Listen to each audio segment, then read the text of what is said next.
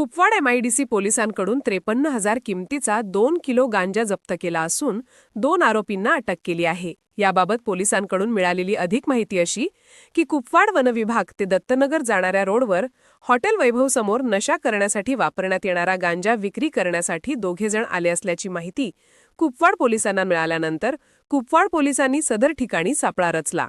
त्यानंतर सदर ठिकाणी गांजा विक्रीसाठी आलेल्या धोपल उर्फ डोक्या महिमान्या काळे वय 25 वर्षे राहणार पाण्याच्या टाकीजवळ सावळी तालुका मिरज आणि कान्या शिवाजी पवार वय 45 वर्षे राहणार मायाक्का मंदिरजवळ कौलापूर तालुका मिरज या दोघा जणांना पळून जाण्याची संधी न देता कुपवाड MIDC पोलिसांनी गांजासह दोघांना पकडले।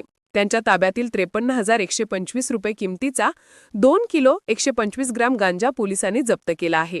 याबाबत अधिक तपास कुपवाड MIDC पोलीस ठाण्याचे पोलीस उपनिरीक्षक विश्वजित गाडवे करीत आहेत।